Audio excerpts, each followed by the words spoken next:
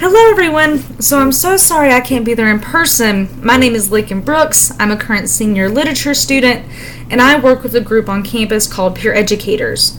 Our group has been one that has started really establishing bystander training on campus, and we hope throughout this training that you all can help teach us some new tricks, and we hope that you'll hopefully learn some more in-depth skills about how to really step up and whenever you see something, to say something, as the motto goes.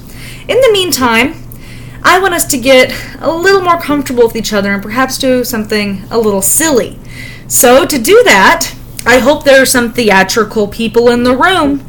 I know that if I was there, this is one of my favorite kind of icebreaker games to play. It's a bit confusing, so listen up. And if you don't quite understand from this video, I'm sure that my friends here, these awesome people that are helping me present, that they would be more than willing to help reiterate and explain this game again. So this game is called Snakes at a Conference. At a conference, you normally go around and shake people's hands, network, but this is a different sort of conference in this game. What this conference is that there are a couple of spy assassins. And we don't know who these spy assassins are, because clearly they're doing their job and they're in disguise. So, go ahead and right now, after I finish explaining this next direction, you can pause the video, and I want you all to get in a big circle, okay? So pause this video while you get into a big circle. Is everyone in a big circle yet? I hope so. I hope that you all are getting ready for this. And now, I want you all to close your eyes. Do not open them, not yet. And with your eyes closed, there will be 2 or 3 of you that my student friends here who are presenting, they will go and they will select 2 or 3 of you, and they will do that by touching your palm. And whenever they touch your palm or touch the back of your hand, you will know that you are the assassin.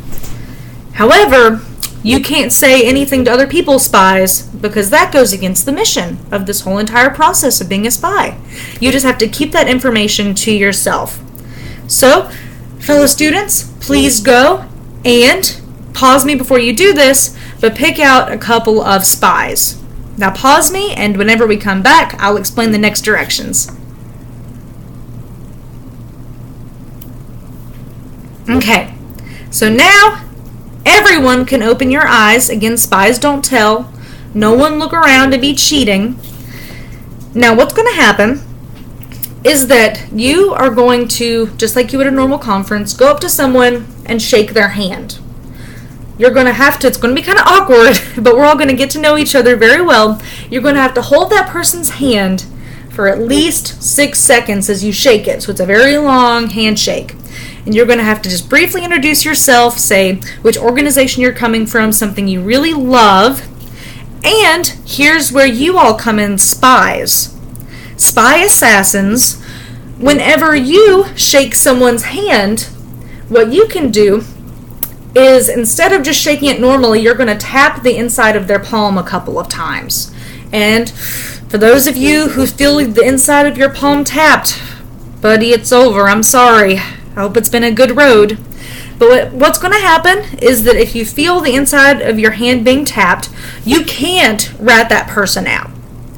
You can't say, "Oh, I found the spy! I've been attacked!" No, unfortunately, it's like a tranquilizer dart. And spies, after you've tapped the inside of a person's hand twice, you can say goodbye. And you have, let's say, 7 seconds. 1 Mississippi, 2 Mississippi, 3 Mississippi, 7 seconds to walk away and become acquainted with a new person.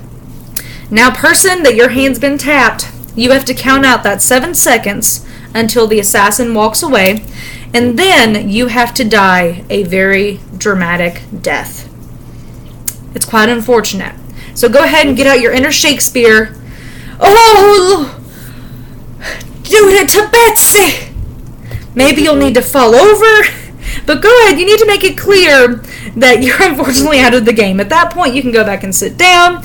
But what's exciting is that for those of you who are still playing, it's our jobs to pick out who the assassin is. So keep a watch on people.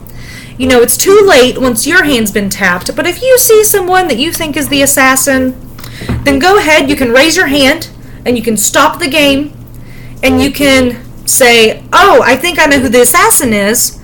You ask our student presenters, and they can say, yes, you're right. What happens if you've identified that assassin? Well, the assassin will then have to die a horrible death, and you'll be one assassin down.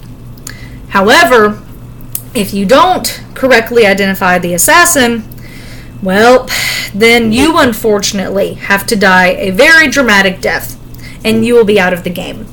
So does everyone understand?